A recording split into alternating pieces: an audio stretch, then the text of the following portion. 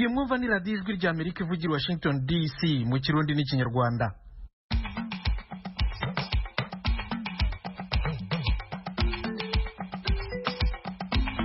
Nshuti banywanye ndabashuhuje kandi mbahaye ikaze kuri radiyo yanyu ijwi rya Amerika. Mwabonye butandukana, ni Thomas Kamirindo basuhuza. Mu Rwanda turimo turavugira kuri FM 104.3 ya radiyo ijwi rya Amerika.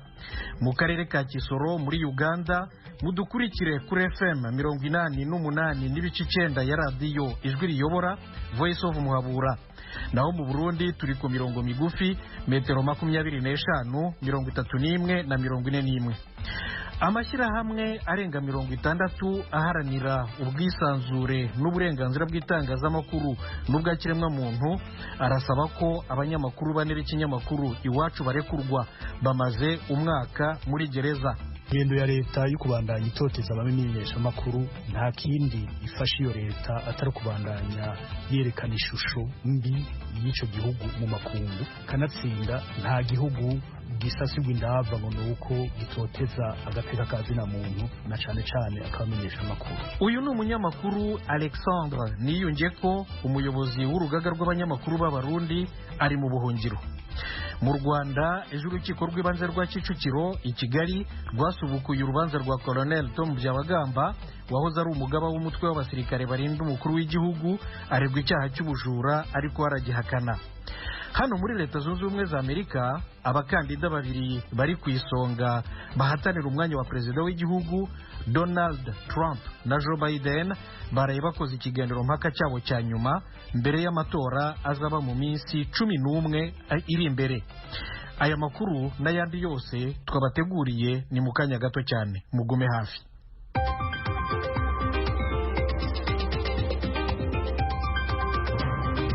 Duhere ku makuru yo hirya no hino ku isi turayagezwaho na Aloise Bigirimana. Aloise, umwanya ni uwawe.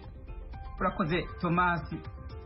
Intagondwa zikora iterabwoba zamuka muri Mozambique zaragavye igitero c'iterabwoba muri Tanzania mu ndwi iheze, hapfa abantu bataramenyekana igitigiri mu gihe ico gihugu kiri mu bihe bishushe by'imyiyamamazo y'amatora. Izo ntagondwa zitirira idini rya Kisilamu zatanga kugaba ibitero mu gice kigwiriyemwo gaze mu buraruko bwa Mozambique mu 2017.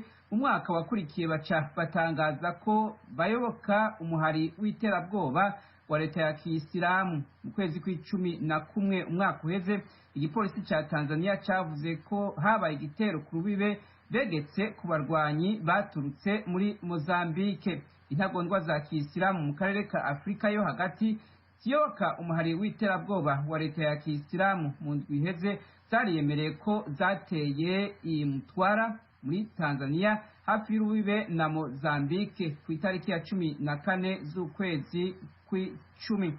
Iki gitero kuri Tanzania kije atandwi isigaye ngo ico gihugu cinjire mu matora y'umukuru w'igihugu n'ay'abashinga amateka ku munsi wa gatatu uza.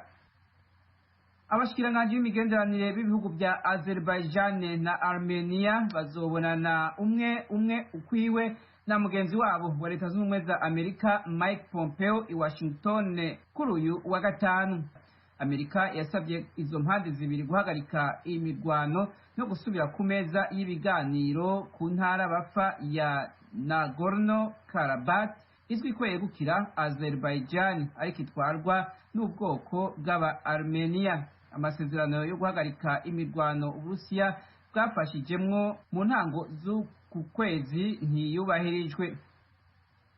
Umukuru w'abayisilamu yatwara intara ya Damas muri Syria yarishwe kuwa kane igihe bombe yari yatezwe mu modokari yiwe yasambuka mu gisagara ca Usaya mu buraruko bushira uburengero bw'umurwa mukuru. Itorokanzo ry'amakuru rya leta ya Syria Sana yavuze ko Adnan Afiyuni wo mu bwoko bw'aba Sunite yarazwi ko yegereye cyane Perezida Bashar al-Assad. Ishiramwe ryo muri Syria ikurikirana iby'agateka kazina muntu mu ntambara yavuze ko uwo munyedini w'imyaka 63 y'amavuko yagize uruhara rukomeye mu guhuza abaroberi barwanira mu micungararo y'umurwa mukuru mu ntambara yamaze imyaka 9 mu gihugu. nta n'umwe ariyitirira ico gitero kuri uyo munyedini.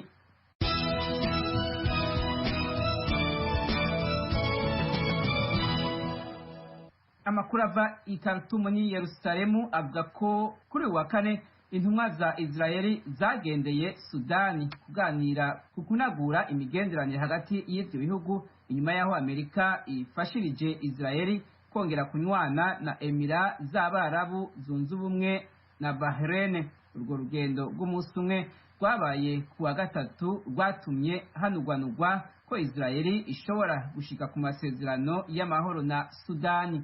Perezida Donald Trump ariko ararwana ngo yongere atorwe mu matora yo mu kwezi kwa11 itariki 3, ariko arihutisha amasezerano hagati ya Israeli hamwe n'ibindi bihugu by'Abarabu byamye bidacana uwaka. Umushikiranganji wa Amerika ajejwe imigenderanire n'andi makungu Mike Pompeo yavuze ku wa gatatu ko yizigiye ko Sudani ishobora vuba kwemera Israeli nk'igihugu cigenga.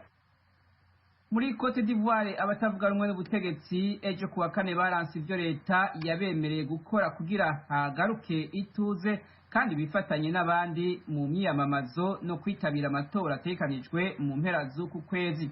Maurice Kaku Gwikai, umutegetsi agira kabiri mu mugambwe ukomeye utavuga rumwe n'ubutegetsi PDCI, yavuze ko bagihagaze ku guhamagarira abanyagihugu kugarariza ubutegetsi no gusaba amakungu kuza kubumvikanisha, ariko ntibaratangaza nimba bazokura abakandida babo mu ihiganwa.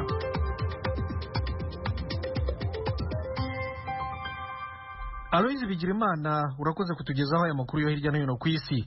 Nshuti zacu mukomeje kumva radiyo ijwi rya Amerika ivugira Washington DC mu Kirundi n'Ikinyarwanda. Mudukurikire no kuri YouTube na Facebook VOA Radio yacu. Amakuru y'ibiyaga bigari.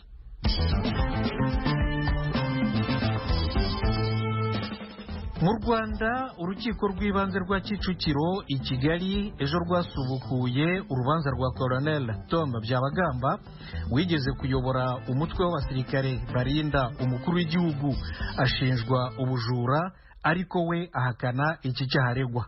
Ejo yihannye umucamanza uyoboye urubanza amushinja ko abogamye. Mugenzi wacu Eric Bagira ubusa yakurikiranye iburanisha araduye inkuru irambuye. Ubu bwihane bwa Colonel Tom Byabagamba ku mucamanza amushinja kubagama buje nyuma y'impaka ndende zagiye zigaragara ku ngingo nyinshi zitumvikanwaho n'ababuranyi bombi. Ku ruhande rwa Colonel Byabagamba n'abunganizi bo basabaga ko urubanza rwasubikwa, ariko ubushinjacyaha bwo busaba ko rukomeza. Ni urubanza rwatangiye rukerewe kubera ikoranabuhanga rya Skype ryabatengushye, kandi no mu iburanisha ryakunze kubatenguha. Mbere y'uko iburanisha ritangira, umunyamategeko wunganira Colonel Byabagamba Maître Valérie Gakunzi Musore yasabye ko bafata umwanya muto bakabanza kugira ibyo bavuganaho kuko batari babonye umwanya wo kuvugana. Urukiko rwabahaye iminota 15. Umucamanza yibukije Colonel Byabagamba umwirondoro we ndetse n'icyaha cyo kwiba akurikiranyweho n'ubushinjacyaha. Tom Byabagamba yabwiye urukiko ko ari icyaha atemera. Ubwo mbere y'uko ubushinjacyaha buhabwa ijambo ngo basobanure imiterere y'ikirego cyabwo, uregwa yazamuye inzitizi y'ibura bubasha ry'urukiko rw'ibanze rwa Kicukiro ko rudafite ububasha bwo kumuburanisha. Maître Valérie Gakunzi Musore, umwe mu bamwunganira, yabwiye urukiko ko kuva Byabagamba yatangira kuburana mu rukiko rukuru rwa gisirikare no mu rukiko rw'ubujurire yambuwe amapeti ya gisirikare, ariko ko atirukanywe mu gisirikare. Yavuze ko urukiko rw'ibanze rwa Kicukiro nta bubasha na buke bufite bwo kuburanisha abasirikare. Yavuze ko inzitizi nk'iyi ishobora gutangirwa igihe icyo ari cyo cyose, ari nayo mpamvu bayitanze mbere y'iburanisha. Yisunze ingingo z'amategeko, Maître Gakunzi yavuze ko inkiko zisanzwe ziburanisha abandi bantu zitaburanisha abasirikare. Yavuze ko nta teka rya Perezida wa Repubulika rimwirukana mu gisirikare, bityo ko akiri umusirikare mu ngabo z'u Rwanda. Ubushinjacyaha bwo bwavuze ko butemeranye na Colonel Byabagamba. Bwavuze ko imanza za mbere ziba zitaraciwe atari kuba ari mu rukiko rutari urwa gisirikare. Bwasobanuriye urukiko ko urubanza rw'ubujurire rwabaye itegeko kuko rutajuririrwa, ari narwo rwategetse ko akuweho impeta za gisirikare zose.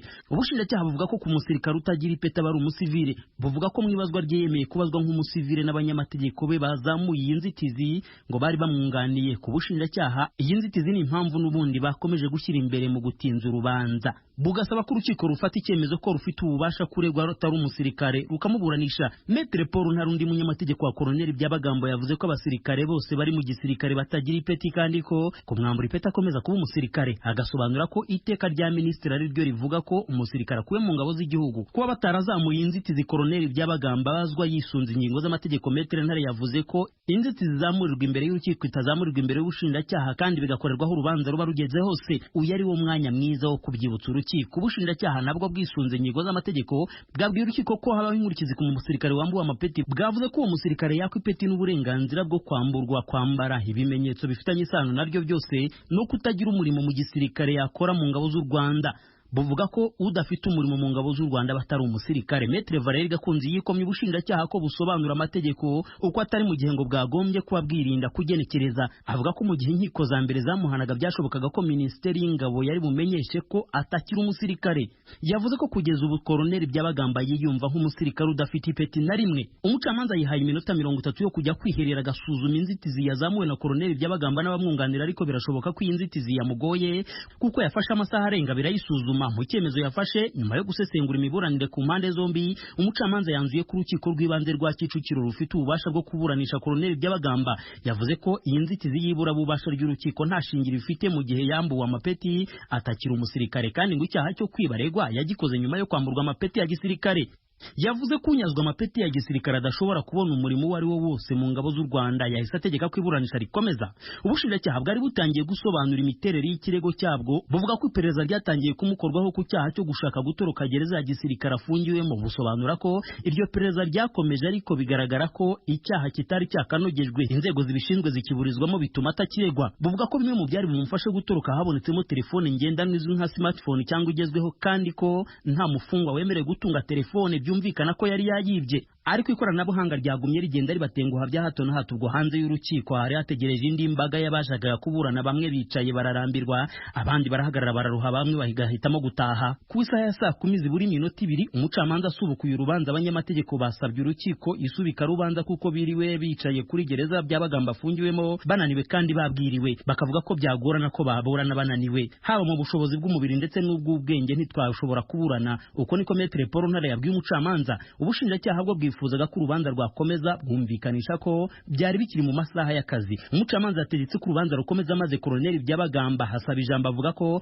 afite uburenganzira bwo kuburana yunganiwe. Yavuze ko kunganirwa bitavuze ko ari abanyamategeko bamwicaye iruhande gusa, ahubwo ko kuba bavuze ko bananiwe urukiko rwakwandika ko aburanishijwe atunganiwe. Umucamanza ati babikwandikiye. Icyaha cyo kwiba telefone ubushinjacyaha busobanura ko yayicomoye mu rukiko umunsi yari yaje gusomerwa mu rubanza rw'ubujurire. Umushinjacyaha bishingira ku mvugo z'abatangabuhamya n'iza Byabagamba ubwe, ngo aho yavuze ko yacomoye telefone na sharijeri yayo nta mutima muba bifitemo. Ubabaye ni ubanda urugi, nta bundi bubasha mfite uretse kwifashisha amategeko. Abanyunganira bavuze ikibazo bafite ndacyumva ndanacyemera kuko nirirwanye nabo hano, sibo baregwa ninjye uregwa. Mwanyambuye uburenganzira nemererwa n'itegeko nshinga, kubera iyo mpamvu ndakwihanye, ibindi tuzabireba nyuma. Uko niko Colonel Byabagamba yabwiye umucamanza akimara kwaka ijambo. Umucamanza nawe atazuyaje yahise asubika urubanza kugira ngo hasuzumwe ubwihane bwe bwazamuwe na Colonel Byabagamba, bukazasuzumwa n'abafitiye ububasha. Munsi y'uburanisha ritaha nturamenyekana. Bagira ubusa Ijwi ry'Amerika i Kigali. Turabaramukije bakunzi namwe banywanyi b'Ijwi ry'Amerika. Mu ntumbero yo kuronka amakuru y'imvaho kandi agezweho dushobora gusangiza n'abanywanyi bose, ni ngombwa ko tubandanya gukorera hamwe mu kuronka amakuru yizewe kandi tusangiza abatwumva. Kubera iyo mvo, Ijwi ry'Amerika ribasaba ko mwobandanya kudushikiriza amakuru, amafoto, amavideo y'ibibera aho mutuye, aho mukorera, aho mwiga n'aho mugendera. Mudushikiriza n'ibindi vyiyumviro n'ivyifuzo mufise byo dufasha kubandanya tubashikira ku nyota y'ibibaraje ishinga mukoresheje urubuga rwa Facebook VOA Radio Yacu canke inomero yacu ya WhatsApp ikurikira *120 2 0 2 4 4 1 993 Ijwi ry'Amerika ni radio yanyu.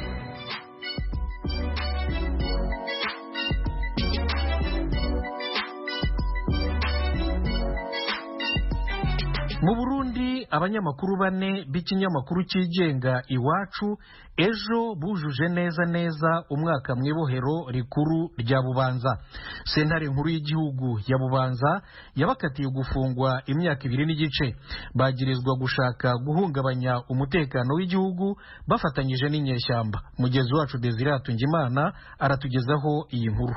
Christine Kamikazi, Agnes Ndirubusa, Terence Mpozenzi na Egide Hararimana bafatiwe mu ntara ya Bubanza igenekezo rya 22 ukwezi kw'icumi mu mwaka wa 2019. Bagirijwe gukorana n'imigwi igwana mu gihe ariko imbere yo kujaho ibubanza babanje kubimenyesha abajejwe intwaro. Mu nyuma bahavuye binjizwa ibohero rikuru rya Bubanza ku rubanza baciriwe na sentare nkuru y'igihugu ya Bubanza. Bunguruje muri sentare isubiramwo imanza ya ntahangwa ariko naco yahinduye kuko igihano cyo gufungwa imyaka 2 n'igice beni hadabu y'umuriyoni w'amafaranga y'amarundi kuri umwe cagumyeho. Ifungwa ryabo ryaratangaje ryongera ribabaza abanonosoye umwuga wo kumenyesha amakuru abo bamenyesha ko atakosa ry'umwuga bakoze. Alexandre Niyungeko arongoye urunani rw'abamenyesha amakuru mu Burundi amenyesha ko ritotezwa rikorerwa abamenyesha amakuru mu kazi kabo, agasaba ko bari kugwa. Ingendo ya leta yo kubandanya itoteza abamenyesha amakuru nta kindi ifasha iyo leta atari kubandanya yerekana ishusho mbi y'ico gihugu mu makungu, kanatsinda nta gihugu gisasirwa indava ngo nuko gitoteza agateka kazina muntu na cane akabamenyesha amakuru. Aba bamenyesha amakuru bagenzi bacu bamaze umwaka wose batotezwa atakindi bakoze atari umwuga wabo, nta kindi byo vyara atari uko ishusho y'igihugu iguma itosekazwa nabo ahubwo bo kwiyumviriye koko guteza imbere igihugu biciye mu kubahiriza agateka kazina muntu, mu kubahiriza umwe wese mu kazi kiwe. Ico kandi umuntu yovuga kuri uno munsi nuko twotera intege abamenyesha amakuru bagenzi bacu, burira ntibutera ku mpeshi. Umunsi ntahe yasubije ijambo bazoheza nabo bambi kumutamana bambi kwizera kanatsinda barera. Muri kino gihe hari abamenyesha amakuru bari mu ibohero bazira akazi kabo. Alexandre Niyungeko asaba abandi bari ku kazi kudacika intege bagakora akazi bubahiriza amategeko agenga umwuga. Kubamenyesha amakuru bari mu Burundi bakorera mu Burundi bakora mu bihe bitoroshe, ico umuntu yobabwira nuko bogira ati komera ku muheto. Twobagira tutikomera ku muheto, akazi dukora n'urugamba rukomeye, ariko kandi ico umuntu yovuga bokora ibishoboka kanatsinda umuntu amumenyesha amakuru kubera ariho. Ico tubona nuko iyo leta ibyo ikora ishobora no kuzimanganya ubuzima bw'umuntu. Ivyo rero ntawoheza ngo abigireko. Barakora ibishoboka bidashoboka navyo babibangire kuko nakarengo nta uhangana no umuhamba. Mwitangazo amashirahamwe haranira agateka kazina muntu ariyo Amnesty International, Human Rights Watch na Committee to Protect Journalists yasohoye kuri no wa kane aho abamenyesha amakuru Christine Kamikazi, Agnes Ndirubusa, Terence Mpozenzi na Egide Hararimana barumanije umwaka bafunzwe. Yahavuye tegwa ko igikumu n'amashirahamwe y'abaharanira agateka kazina muntu n'ayabamenyesha amakuru kwisarenga 60. Ayo mashirahamwe asaba ko abamenyesha amakuru barekugwa ubunyene kandi atakirinze gusabwa kuko bafunzwe bazira akazi kabo. Ayo mashirahamwe amenyesha ko kugumiza abamenyesha amakuru mu munyororo ku mvo zidafashe vyerekana ko mu Burundi naho abatware bahindutse ko leta y'u Burundi itaraba ryiza abamenyesha amakuru bigenga kandi ko itubahiriza ubwigenge bwo gushikiriza ikiri ku mutima. Ayo mashirahamwe abona kandi ko kugumiza abamenyesha amakuru mu ibohero ari ubutumwa bw'iterabwoba ku bandi bamenyesha amakuru kugira ntibabandanye bakora umwuga wabo uko wanditse, bikaba no guca kubiri n'ibwirizwa nshingiro ry'u Burundi kubijanye n'ubwigenge bwo gushikiriza ibyo umuntu agona we n'amasezerano mpuzamakungu Burundi bwateye igikumu. Kuri iryo rikugwa ry'abamenyesha amakuru ririko rirasabwa n'amashirahamwe atandukanye yaba y'agateka kazina muntu n'ay'abamenyesha amakuru, leta y'u Burundi kugeza ubu nta na kimwe irabivuga ko. Desire Atungimana, Kigali, Ijwi rya Amerika. Ikinyamakuru Iwacu gikoresha aba banyamakuru 4 Christine Kamikazi, Agnes Ndirubusa, Terence Mpozenzi na Egide Hararimana bamaze rero umwaka muri gereza. hamwe n'amashyirahamwe arenga 60 aharanira ubwisanzure ubwigenge n'uburenganzira bw'itangazamakuru n'ubwakiremwamuntu barasaba ko aba banyamakuru barekurwa nk'uko Desire Hatungimana amaze kubitubwira. Eloge Wilikaneza we yaganiriye n'abiri muri aya mashyirahamwe Reporters sans frontières na Amnesty International. Uhereye ku ishyirahamwe ry'abamenyeshamakuru batagira imbibe RSF kugeza ku muryango mpuzamahanga uharanira agateka kazina muntu Human Rights Watch uciye kuri mugenzi wabo Amnesty International, bose basaba irekurwa ry'abamenyeshamakuru bane b'ikinyamakuru cigenga Iwacu. Avugana n'ijwi rya Amerika kuri telefone, Arnaud Froger atwara igisata ca Afrika muri RSF yavuze ko abakozi ba Iwacu bafungiwe ubusa. Yongeye ko muri sentare byabonetse neza ko dosiye yabo yera, niko gusaba umukuru w'igihugu Evariste Ndayishimiye gukoresha ububasha bwiwe akabarekura. Ce 22 octobre 2020 marque un bien triste anniversaire pour la presse burundaise puisque ça fait kuri itariki 22 z'ukwezi kw'icumi no munsi w'isabukuru mubi ku byerekeye kumenyesha amakuru mu Burundi, kuko haheze umwaka wose abamenyesha amakuru b'ikinyamakuru Iwacu bafunzwe kandi nta munyamakuru mu Burundi yari bwamara ico gihe cyose mu buroko azira ubusa. Birateye akoba rero na cane ko Perezida mushasha yatowe atana kimwe yakoze ngo arangize iyo politike mbi yo kuburabuza itangazamakuru mu Burundi. Iburabuzwa ryatanguye kuva kuri leta y'uwo yasubiriye. Iterabwoba rirakomeza, aba bamenyesha amakuru baracafunzwe.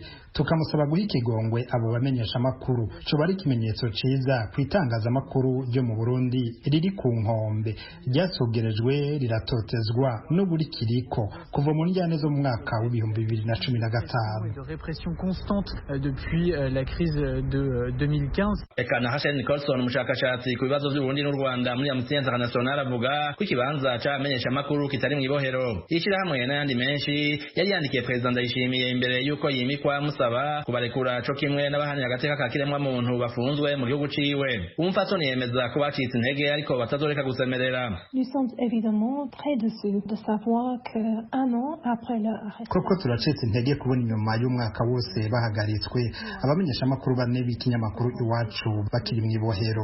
Userukira leta nk'akarorero ntiyigeze yerekana ko abo bamenyesha amakuru bo baravuganye n'abiswe abaroberi.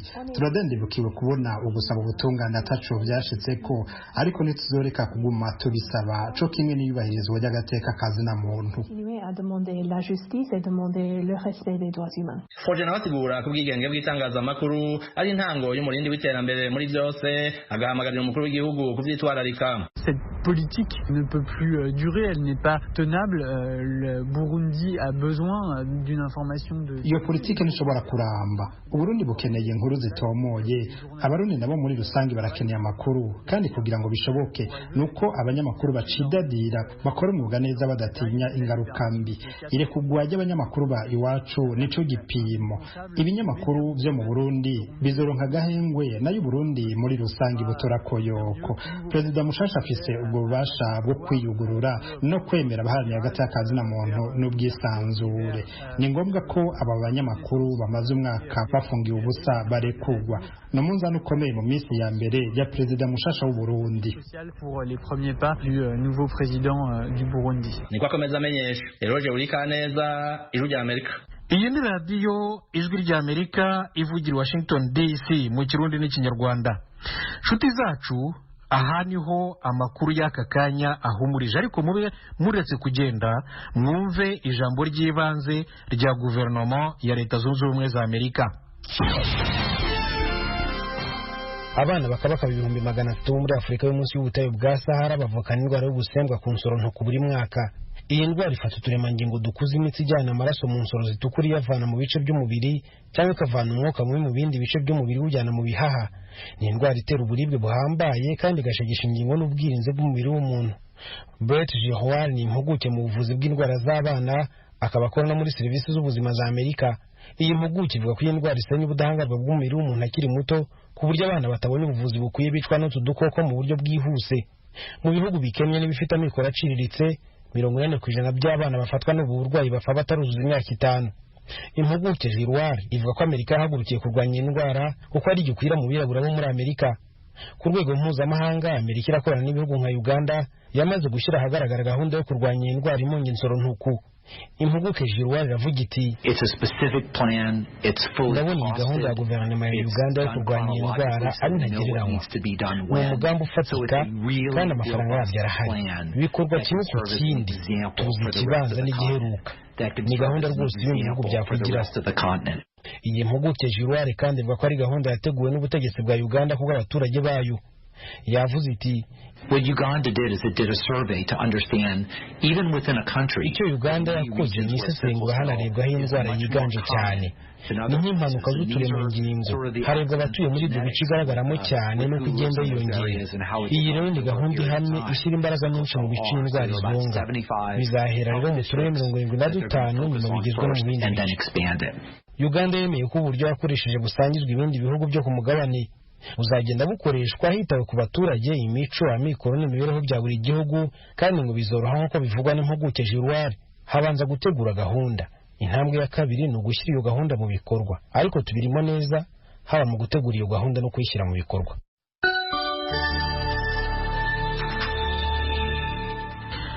iri ryari ijambo ry'ibanze rya guverinoma ya Leta Zunze Ubumwe za Amerika. Inshuti banywanyi, mbashimiye cyane ko mwagumanye natwe. mugire umunsi mwiza, umunsi w'amahoro n'amahirwe kuri radiyo yanyu Ijwi rya Amerika. murakarama.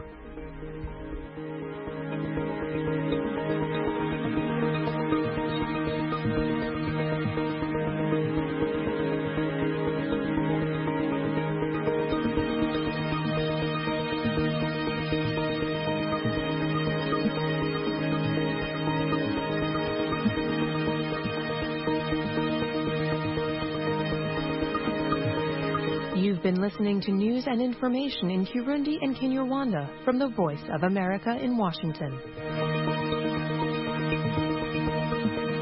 Radio Ijwi rya Amerika yabaye igisubizo cyacu. Radio Ijwi rya Amerika yo yabaye igisubizo cyacu. mu guterera igihugu cy'Uburundi yabaye igisubizo cyacu. mu gutanga ijambo mu banyagihugu yo yabaye igisubizo cyacu.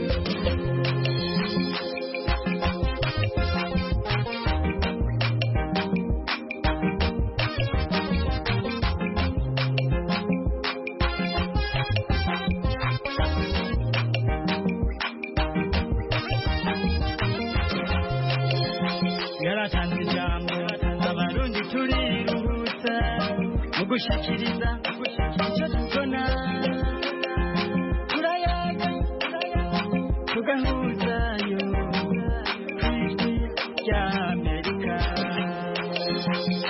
radiyo Ijwi rya Amerika yabaye igisubizo cyacu. radiyo Ijwi rya Amerika yo yabaye igisubizo cyacu. mu guterera igihugu cy'Uburundi yabaye igisubizo cyacu. mu gutanga ijambo mu banyagihugu yo yabaye igisubizo cyacu.